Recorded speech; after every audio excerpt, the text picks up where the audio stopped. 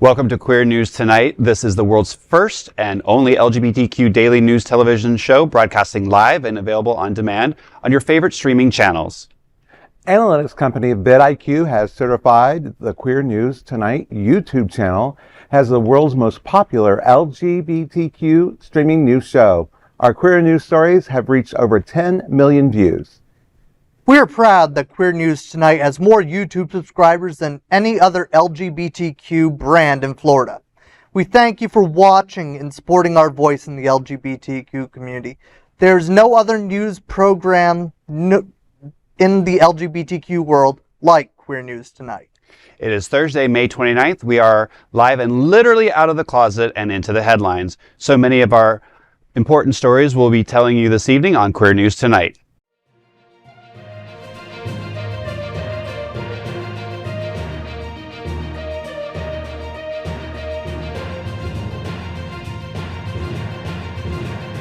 You're watching Queer News Tonight, the world's first daily LGBTQ evening news show. Welcome to the world's most important LGBTQ evening news show.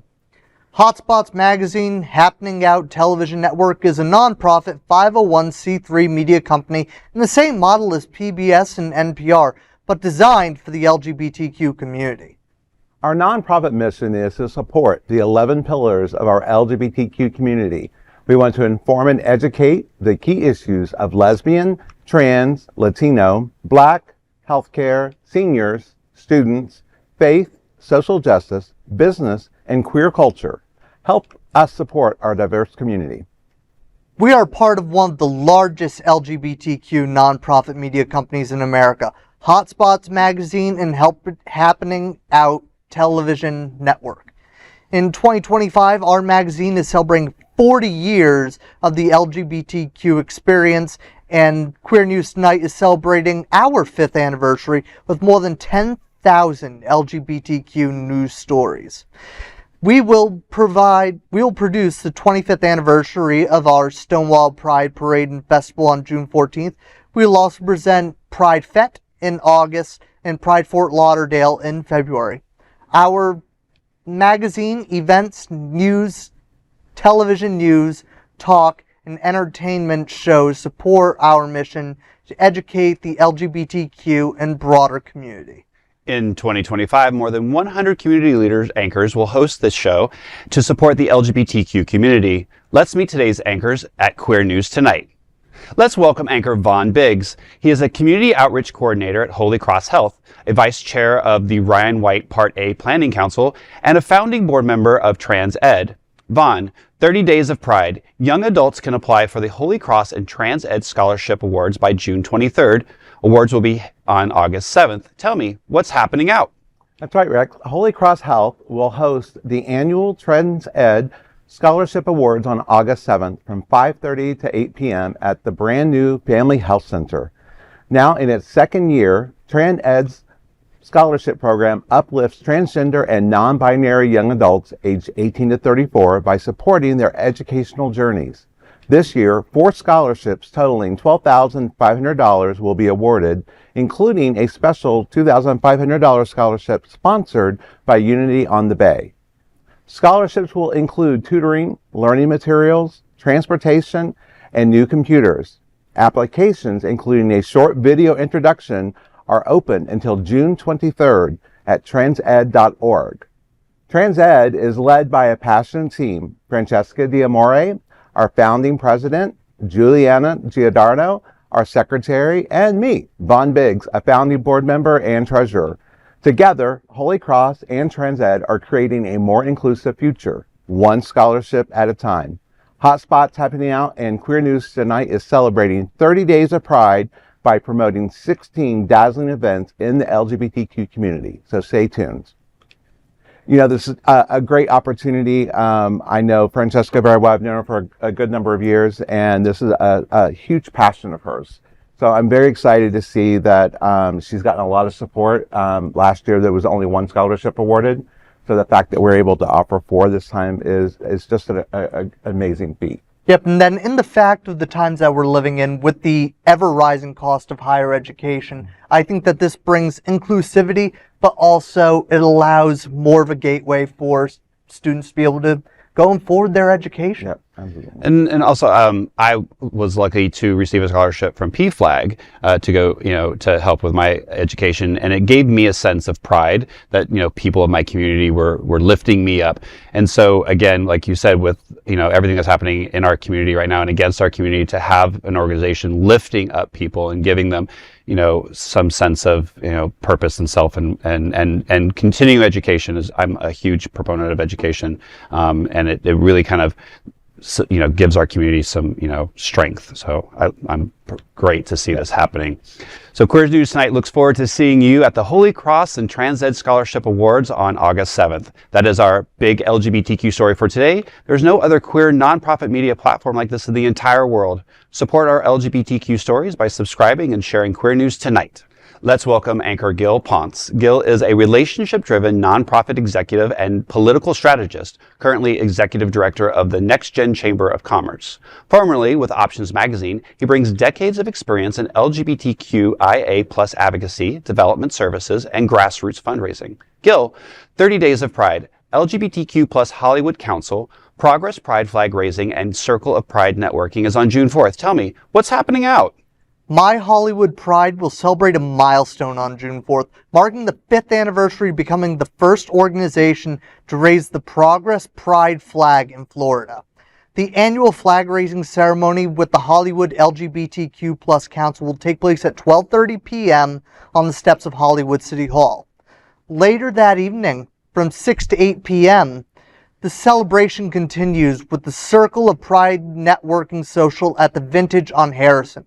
Presented by My Hollywood Pride and the Hollywood LGBTQ+ Council, the event invites community members and allies to connect in a welcoming space.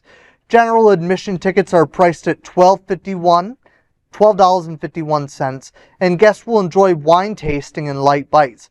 More information and tickets are available at eventbrite.com. Hotspots happening out in Queer News Tonight is celebrating 30 Days of Pride by promoting 16 dazzling events in the LGBTQ community. So, stay tuned. I think that this is a great way to kind of quasi-launch Pride Month. I think it's incredibly important, especially in these times that we live in. Well, and also to see, the pride flag going up in a prominent location that everybody's going to see. So not only does it, show the kickoff of Pride, but it also, again, shows the community at large, hey guys, this is happening, and we are still visible. So I think that is really the most important thing, and the fact that they were they were the first people to kind of embrace the new Pride flag shows, again, kind of their outreach to the community at large and the changing outlook of our LGBTQ community at large. And they're the first Pride of the year when you think about it, yeah, in the country. So, which is, to me, is just amazing. They kick the year off with when they have Pride here in Hollywood. So it's awesome. We are going to be nothing but Pride here. So Queer News Tonight looks forward to seeing you at the Hollywood Council Progress Pride Flag Raising and Circle of Pride Networking on June 4th. That is a big LGBTQ story for today. There's no other queer nonprofit media platform like this in the entire world. Support our LGBTQ stories by subscribing and sharing Queer News Tonight. And of course, let's welcome tonight's lead anchor, Rex Rogosch. Rex is a visionary designer with over 30 years of experience in product design, interior design, and architecture. Also known in the drag community as International Lords, Rex recently returned to performing. As president and co-founder of Lanterna, he champions mental health awareness through vibrant, inclusive events. Rex, 30 Days of Pride. Pride on the Block will be at West Palm Beach on June 7th. Tell me, what's happening out? Absolutely. West Palm Beach is set to burst with color and celebration as Pride on the Block returns on Saturday, June 7th from 1 to 11 p.m. at the Peach. This vibrant event will be headlined by Susie Toot, a beloved Southern Florida drag icon and alumna of RuPaul's Drag Race. Attendees can expect a full day of entertainment featuring local DJs, live bands, drag performances, and an array of local vendors. The event supports Transpire Help. Tickets start from $17.85, offering access to live music, dazzling drag performances, and a cause at its heart. More information is available on prideontheblock.com. Hotspots happening out, and Queer News Tonight is celebrating 30 days of Pride by promoting 16 dazzling events in the LGBTQ community. So stay tuned. Well, again, this is another great event, during Pride. What I love is, we have, Susie Toot, who I adore. Right. I've performed with her. She always brings a new and unique perspective to drag, so people are going to get to see what Southern Florida has to offer as far as performances, along with the other people that will be on. But I also want to encourage people to go to this event. We spoke about, an event happening in another one of our neighboring areas, Hollywood, and this is West Palm Beach. Get on the Bright Line, take an Uber. During this time, especially this year, we need to be very mindful and really show solidarity with all of the other Pride organizations and the Pride events that are happening, and really come out in numbers. Right.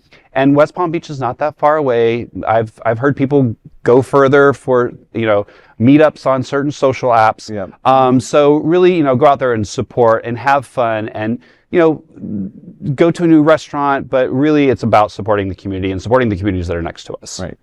And being visible. We need to have more visibility in our communities. Absolutely. Yep. One of my favorite sayings I always use, especially in my work, is being in the room matters. Mm-hmm. So being able to have that physical presence, plus it is a great homecoming for Susie Toot, who's just finishing, I want to say Drag Race ended like maybe a month ago or something like that. A little less than that, but yep. A month ago.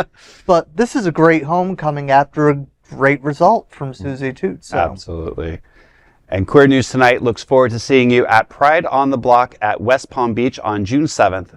That is a big LGBTQ story for today. There's no other queer nonprofit media platform like this in the entire world. Support our LGBTQ stories by subscribing and sharing Queer News Tonight. Now let's dive deep into this big LGBTQ story for today. I'm Rex Rogosch, and let's queer up student and youth. Trump administration escalates war on Harvard and targets what it calls LGBTQ graduate majors. In a move that's raising alarms across academic and LGBTQ communities, the Trump administration has escalated its attacks on Harvard University, this time citing, quote, LGBTQ graduate majors, end quote, as one of the reasons. What began as an accusation of anti-Semitism and demands to dismantle DEI programs has now expanded into a sweeping campaign against Harvard's academic freedom. On Fox News Monday night, White House Press Secretary Caroline Leavitt stated, quote, "We need more electricians and plumbers and less LGBTQ graduate majors from Harvard University," end quote. Leavitt suggests the president's priority is to shift federal funding from Ivy League schools to trade and state colleges that promote what she called, quote, American values, end quote. But Harvard does not offer an LGBTQ graduate major. Like most schools, it offers a program in studies of women, gender, and sexuality, an interdisciplinary field that includes LGBTQ studies, among many others. This follows a string of punitive actions from the Trump White House, including a $2.2 billion federal grant freeze and a now-challenged ban on international students at Harvard. These were triggered in part by the school's refusal to discipline students protesting Israel's war on Gaza. In response, Harvard filed lawsuits calling the administration's actions unconstitutional and dangerous.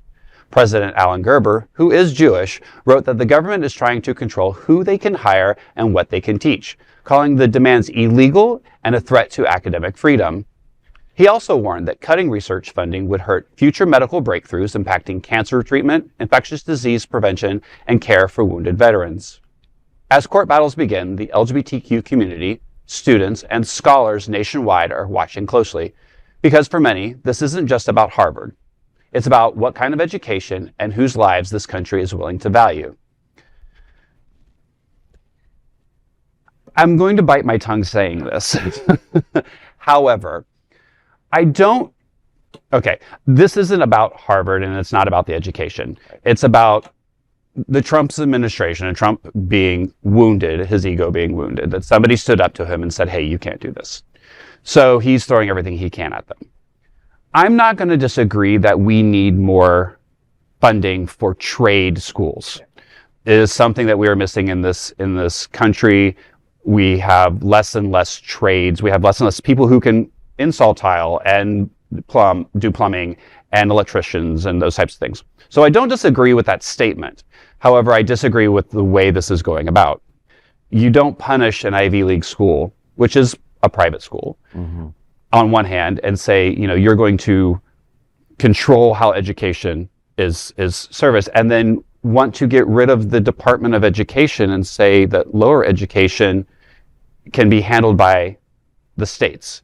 You can't say the same thing in both, outside of both your mouth. So this really isn't about education. It's not about what he wants in education. It's about his ego was hurt by somebody bigger and smarter than him, plain and simple. So I have a real problem with the sentiment behind this. I agree, and just to call it out and say electricians and what was the other one? Plumbers. It's like, and that's American values. And while I understand that there's so many other jobs out there that are American values, not just those two, right? I mean, we have a shortage of doctors, we have a shortage of nurses, we have a shortage. Correct. People are aging in our country, and we don't have enough doctors that take care of somebody aging. Gerontology is just not a growing field for medical, and the medical expertise is out there for that. Yeah, so that's what I'm saying. I mean, I do believe that we should be funding alternate educational processes. Not everybody wants to go to college. Not everybody, has the level of I want to go to college, and that doesn't make them any less of a person. It doesn't make them any less smart. Right. I know that's probably not the right way to say that. However, the way that this administration is going about it is purely retaliatory against being stood up against. It has nothing to do with the education. I wonder how many people on his staff might have one of those degrees. I guarantee you none of them. Yep, but it's also one of those things, coming as somebody who is a native New Englander, and Harvard is especially something that we hold a lot of pride in New England, but also as somebody who went to a trade school before I ended up going to college. The importance of trade education is a real thing. As you had mentioned, not everybody's cut out to go to college. Not everybody wants to go to college. And there is a surefire way to make sure that you can have a solid, good paying job in investing in the trade schools. But a lot of this conversation that I've seen with the Trump administration, we're not focusing on the right things. Right now, if we want to talk about what people are really feeling, they're not worried about LGBTQ graduate majors. They're worried about, how am I putting food on the table? How are these tariffs that you're trying to impose, how is that going to raise prices? I know people who make close to six figures who have difficulty making their ends meet, including student loan payments. We need to have real discussions on the real crux of the issues. Trump is just deflecting by going into culture wars, right, by instead of ignoring economic reality. And none of them are majors anyway. Yep.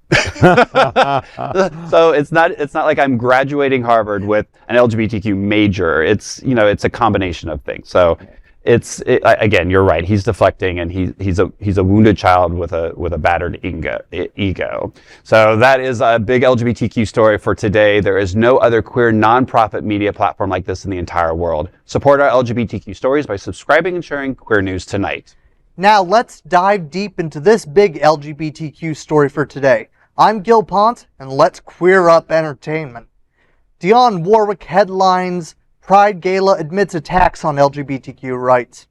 In a year marked by escalating attacks on LGBTQ rights, music icon Dionne Warwick is stepping into the spotlight with a message of love, resilience, and resistance. On June 4th, the Grammy-winning legend will headline Equality Pact's National Pride Gala in Washington, D.C., performing her 1985 anthem, That's What Friends Are For. The fundraiser, held at the historical Andrew W. Mellon Auditorium, is a major kickoff event for World Pride Week, though it is not officially affiliated with the global celebration. Dionne Warwick's performance is no nostalgia act. Originally recorded with Elton John, Gladys Knight, and Stevie Wonder during the height of the AIDS crisis, the song raised funds and awareness at a time when queer lives were under siege. The evening will also honor actor Eugene Levy, co-star and co-creator of Schitt's Creek, with the 2025 Nancy Pelosi Equality Ally Award. Hosting the gala will be RuPaul's Drag Race Season 6 winner, Bianca Del Rio. Following the formal event, the National Pride Gala after party will feature RuPaul's Drag Race star Brita Filter and DC's beloved 90s cover band, White Ford Bronco. With the 2026 midterms on the horizon, Equality PAC is ramping up efforts to grow the LGBTQ plus caucus and make history again. In the opinion of Equality PAC co-chairs U.S. Reps Mark Tancano of California and Richie Torres of New York, this year's gala is not only a celebration of progress, it is a call to action. And I think that quote sums it up best. With the attacks on our queer and trans community, it's more vital than ever that we strive to elect more queer representation. As somebody who was a queer elected official in his own right, I understand the importance of being in the room, but also having a vote in the matter and being able to have a representative who has your back. Well, and I think I do agree with that quote, and it's a call to action, but I think it's even not only just electing queer representation, but getting queer people out to vote. There's so many people in our community that are complacent. And they're like, if it's not happening to me, or if it's not directly happening to me, I don't have a skin in the game. And in all actuality, that's the worst attitude to have. So I think that's the bigger and important thing. And look, if we have to get every, person out there that, is an icon and to get us to buy a ticket to then get into a room to then maybe hear the voices of the people who need to say, hey, community, it's time to step up, and your voice does matter, and you do need to vote. And so it's not just getting the queer representation into elected offices, but getting the queer representation to vote. I mean, that's, I think a huge problem that we have right now. Yeah, it's one, Dionne Warwick, I mean, a legend in her own right. And the fact that it does sometimes, it's amazing that a lot of our elder generations are stepping up and laying that, because they've done it before. They did this before, so they're reminding us that we've all got to do it. Exactly. Well, and that I was going to say that, unfortunately, the elders have had to step up because they're seeing that a lot of the younger generation, again, isn't. They're very complacent. They're very, sit behind their social media, and if it's not happening to me, it's not happening outside in the world. So, this is a time to, rally and come back together as a community. And make a difference. Mm-hmm. So that is a big LGBTQ story for today. There is no other queer nonprofit media platform like this in the entire world. Support our LGBTQ stories by subscribing and sharing Queer News Tonight. Now let's dive deep into this big LGBTQ story for today. I'm Von Biggs, and let's queer up health. Queer brain power and how LGBTQ plus elders are shaping the future of health advocacy. Tonight, we're spotlighting the incredible contributions of LGBTQ plus elders who are not just aging gracefully, but are actively leading the charge in health advocacy. Brilliant, bold, and battle-tested elders are rewriting the narrative around aging, HIV, and community care by transforming healthcare from within. Our lived experiences are our superpowers. We recall the early days of the AIDS crisis and how that pain had been turned into purpose. Today, our queer elders are shaping policy, mentoring new generations, and demanding equity. In the June issue of the Holy Cross newsletter, Colors of Care, I highlight that a key theme of a successful advocacy is the power of intergenerational connection, the wisdom and the resilience of elders, combined with the fresh perspectives and digital skills of younger activists that are creating a shared fire for progress. This collaboration is especially vital in HIV advocacy, where long-term survivors offer invaluable insights and younger advocates are reshaping conversations around U equals U, PrEP, and aging with HIV. The article stresses that these connections also combat isolation of all age groups and to help build chosen families. We can and should celebrate that our elders are living longer, healthier, and more visible lives, redefining what it means to age with HIV with style, sass, and a fierce sense of purpose. By sharing their stories, meeting their needs, and honoring their contributions, our elders lay out a roadmap of how to survive or even thrive in difficult times.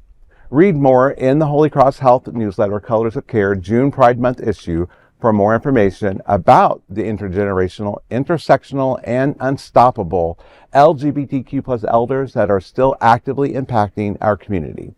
You can subscribe at www.holy-cross.com/colors-of-care. I wrote this article that's in there because of my trip to NMAC's event recently, the Biomedical Summit for HIV. And also it spurred me. I went to New York recently just to go on a vacation. And for the first time, I went to see Stonewall Inn. So the idea of seeing the youth at the Biomedical Conference, which they had a huge turnout of, and how they could unapologetically get on stage and thank their elders for the work and the roadmaps that they've done, especially in HIV, and that they don't need our permission to help them move forward. But they appreciated what we do. They want us by their side. But it was an amazing thing to see that younger generation starting to step up. And then to go to New York and go somewhere so iconic as the Stonewall Inn and see so many youth people there and celebrating. And it was just a wonderful thing just to be able to see that it can happen, it is happening in our communities. And sometimes we need to celebrate that. I mean, so I have a question for you, because I often have conversations with because I'm in that middle generation, and I often have conversations with some of the younger generation, especially the 20s and early 30s, and a lot of them, again, they don't see the value in what's happened in the past. They're like, it's happened in the past, it's done, we're in a different time, I don't need X, I don't need Y, I don't need, all those types of things. And I always find it odd, right? Because I'm like, if you don't learn your history, you're deemed to repeat it, right? Or let it repeat again, right? And you have, being them, have a lot of these social acceptances because of the people that happen. But if you don't keep the fight up, right, or the progress up, we're doomed to have those, erased, which we're seeing, right, systematically. So, and then on the flip side, I've had a lot of conversations with my elders, and they seem very kind of disillusioned. Like, I don't want to talk to the young people because they're not going to listen. Right. So what would you say in the broader sense of how to kind of bridge that gap, to really kind of say, hey, elders, you really should keep stepping up and talking to them, and hey, kids, you really do need to listen, right, type of a situation? A lot of us on Queer News Tonight have sat around this table and talked about, the connection with a younger generation, and how so many people, when they came out of the closet and was growing up gay, they had a mentor in their life. They had somebody that they could lean on and learn from. And we've kind of lost that over the last few generations. But seeing organizations and stuff that are now focusing more on seniors and elders, I mean, we've had pride events that have an elder tent to where, you can meet those people who have been through some of these things. And I think what we're seeing in our youth is, this is going to happen again. And we did hear about it, but we didn't think it was going to happen. And I think they're starting to see that that holds true. You erase history, it's going to repeat itself. And so I do see it starting to come together. It's taking longer than it should, but it's going to be a connection from everybody. We've got to tear down the walls between the LGBTQ, we've got to tear them all down and build a join together. And ageism needs to go away. And we need to focus on, I'm one of these that I grew up loving being around my grandparents and my great-grandparents, because those are stories that are not written anywhere. And I still have memories of those. And the younger generations today didn't have that. A lot of them are from broken homes. A lot of our LGBT don't have family members per se. They have their chosen family, which is an awesome thing as well. But that learned knowledge of history from a family perspective isn't there. So I think we've got to find a better way of bridging those gaps ourselves. And it's going to take us, and it's going to take them to do it. I agree. And I still definitely encourage, because I have a very broad spectrum of friends, again, from the 20s and teens even through, my elders. And I do encourage them always to hang out together, and we start having a great time, and people really go, oh, you're not so different. Right. Or, you know what? I joke with my friends and go, my younger friends, you're doing the same thing I did because I wrote that book. You read my book. I've already been around that block. This is how I handled it back then, before we had Grindr and those types of things. Right. So I think there is a lot of truth to that, and I'm glad to see that people are starting to, commingle in age, and start to open up and really talk to each other. Yep. So that is a big LGBTQ story for today. There is no other queer nonprofit media platform like this in the entire world. Support our LGBTQ stories by subscribing and sharing Queer News Tonight. Now let's dive deep into this big LGBTQ story for today. I'm Gil Pontes, and let's queer up entertainment, round 2.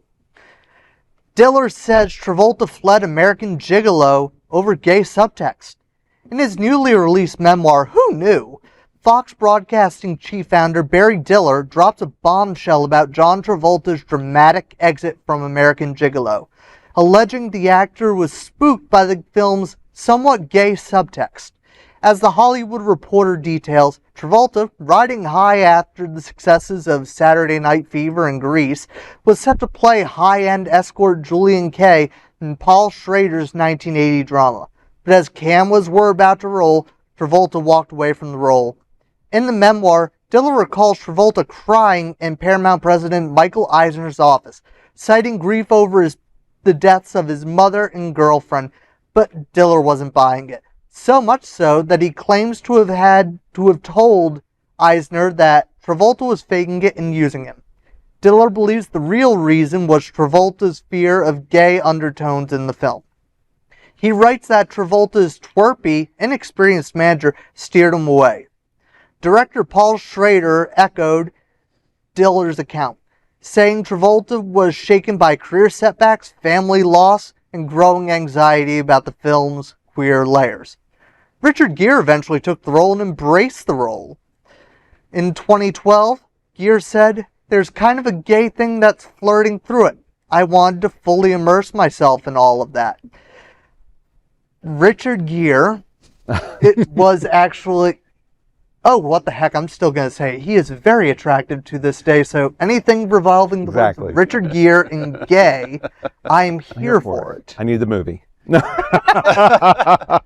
I mean, okay, so this is 1980s, and I mean, we still have gay, queer stigma in the entertainment spectrum. There's a lot of people who are afraid to come out because they know that it will affect their career both in film and TV. And so it doesn't surprise me that somebody who just came off of those two movies that were very family wholesome and, so mainstream would then go to another avenue. And so him stepping out of it doesn't surprise me. And I wouldn't hold that against him, especially considering the time frame in which we're talking. Right. So I really don't think it's that odd. And the fact that, honestly, it's coming from a Fox News person, it just feels like he's stirring the pot and not really taking into account all the other extraneous, and I want to give Travolta the benefit of the doubt that it wasn't for more nefarious reasons. Yeah. They're like, and if we think about it, during that time, I'm trying to remember the name of the movie, but Al Pacino, back in the early 1980s, he did a film, I think it was called Cruising, I think it was what it was called. I could be entirely wrong on the title, but it was surrounding murders within the gay cruising scene, and it had a lot of gay undertones to it. Al Pacino still took on the role, and later on, needless to remember that Al Pacino also played Roy Cohn in Angels in America. So ultimately, it all depends on the different situations that they were in terms of their careers. Al Pacino, by that point, had been pretty well established with the Godfather roles and all of that. Travolta was just getting started out, so I understand not wanting to put yourself in that situation when you're literally just starting out of the gate on your Hollywood career. When you look at people in the 80s, especially our movie stars and people that were in television, they were pigeonholed. when they had a role that was successful for them too, even if it wasn't a good role, that's what they were pigeonholed in going forward. And we saw that with the young kids in growing up in sitcoms. And we saw that with our actors. I mean, and on top of it, the rumors have always flown about John Travolta, right? In the community. They really have. I mean, he's been in theater, he's seen, it's like, but I just look at it and go, let that be his story. Who cares? Absolutely. Right? Absolutely. It definitely needs to be his story. And again, I don't fault him for it. And it also just sheds light again on the inequalities in, society against our TV stars and, the people who are straight to play gay. And it brings up a lot of things, but it really, again, let's face it, it was the 1980s, and I honestly don't blame him at all. And it's now a useless trivia fact that we will all remember, playing at the bar one night.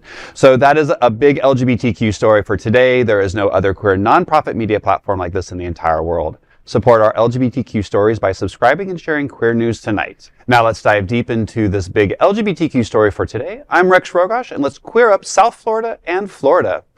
Harmony Waves gets rebrands Rock the Block in a 2-day festival in 2026. Big news for LGBTQ music lovers. Wilton Manors is turning up the volume in 2026. The City Commission this week has officially approved a brand new 2-day music festival set for February 14th and 15th, 2026. The event by Harmony Waves, formerly known as Rock the Block, is getting a full rebrand and a bold new name called the Authenticity Music Festival. Harmony Waves is led by President and founder Gary Van Horn and is a wonderful example of the expanding LGBTQ and ally presence of Wilton Manors. Authenticity is considered a dog whistle phrase for the LGBTQ community as a challenge to be who you are. And music is such a critical interest of the queer community. This new music festival adds a unique dimension of diversity to one of America's greatest LGBTQ communities. I mean, I've said it before, I love the fact that Wilton Manors is bringing more and more and more diverse organizations to the forefront, and these organizations are bringing more diverse and unique experiences that we can all kind of rally around as a community. Right. Recently I was asked to be on the board of our Harmony Waves, and I was talking to Gary about the story today. So I have a quote from Gary Van Horn, and he quotes, "We are proud that Rock the Block has grown into a signature event for the city of Wilton Manors, now evolving into a 2-day musical festival called Authenticity.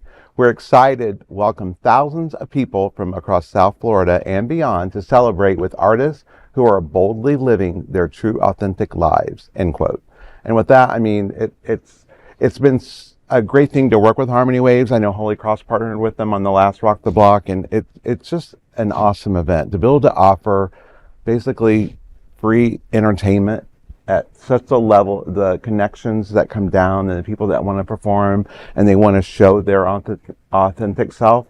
It's just been awesome. So well, and it also opens up people to seeing, maybe slightly lesser known queer artists. You get to hear, new genres of music, and then it also gets to, allow allies to show their support. Mm-hmm. So it really kind of, again, broadens your range. And like you said, I mean, it's primarily a free event. So, to be able to bring this type of event at this type of level to, our community, and then, showcase how diverse and connected we are is speaks volumes about Wilton Manors and what we're doing these days. So that is a big LGBTQ story for today. There is no other queer nonprofit media platform like this in the entire world. Thank you for supporting our LGBTQ stories by subscribing and sharing Queer News Tonight. Those are today's headlines from Queer News Tonight. These anchors represent the best of our LGBTQ community. If our community is important to you, share this news with your friends and family. Join the conversation on your favorite streaming platform. Queer News Tonight is the only live LGBTQ digital television show in the world that is out of the closet and into the headlines. We need your support. If our community is to grow and then thrive, we must tell our stories and bring them to the attention of the broader world. This is the only place in the world that tells these type of LGBTQ stories in motion and sound. That is the passion of Hotspots magazine, Happening Out Television Network, and Queer News Tonight. I'm your anchor, Rex Rogosch, and on behalf of these LGBTQ reporters, the anchors of Queer News Tonight, including Von Biggs and Gil Pontes, we will see you daily at 8 p.m. To our LGBTQ world, we hope you will join us by embracing love, generosity, bravery, and be transformative and queer. Good night. Good night.